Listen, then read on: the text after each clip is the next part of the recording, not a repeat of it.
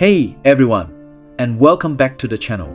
Today, we're diving into something we all do, often without realizing it, the emotional reasoning trap.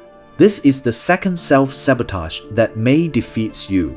Have you ever felt something so strongly that you just assumed it must be true?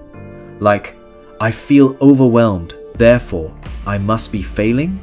If so, you're not alone.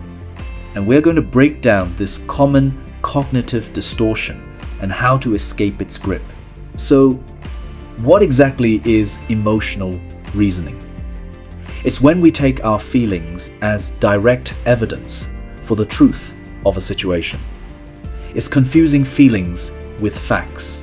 If I feel anxious about giving a presentation, my brain might say, I feel anxious, so this presentation is definitely going to be a disaster.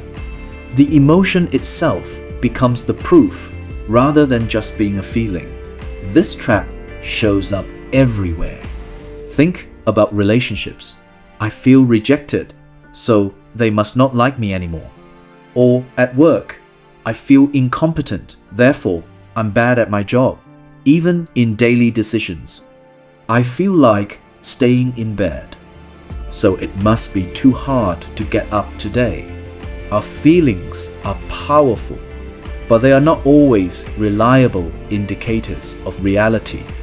They can be influenced by our mood, our past experiences, and even just a bad night's sleep. Now, why is this a trap? Because it stops us from seeing the full picture.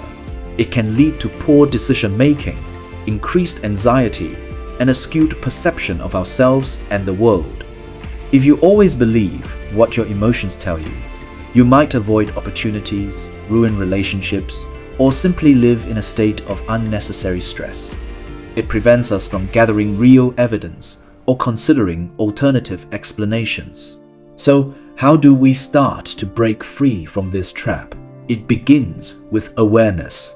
The next time you find yourself thinking, I feel X, therefore Y must be true, hit the pause button. First, acknowledge the feeling. It's okay to feel anxious, sad, angry, or overwhelmed. Our emotions are valid, but they're not always accurate predictors of reality. Second, question the thought. Ask yourself, is there any actual evidence for this belief, other than how I feel right now? Look for facts, data, and objective information. Just because you feel incompetent doesn't mean you are incompetent. Look at your past successes, your effort, or feedback you've received. Third, reframe your perspective. Instead of, I feel like a failure, so I am a failure, try, I'm feeling like a failure right now, which is a tough feeling, but it doesn't necessarily mean I am one. What's one small thing I can do to move forward? And finally, practice curiosity over judgment. Be curious about your emotions. What might be causing them? Are they serving a purpose? But don't judge yourself for having them.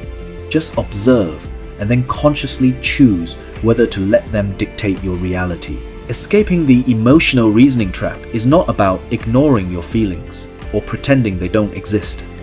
It's about recognizing their place. They are signals, not always definitive statements of truth.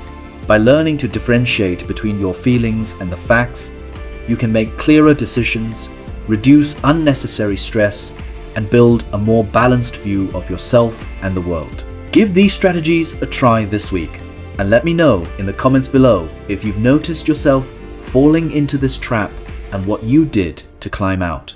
If you found this helpful, please hit that like button, subscribe for more content like this, and I'll see you in the next video.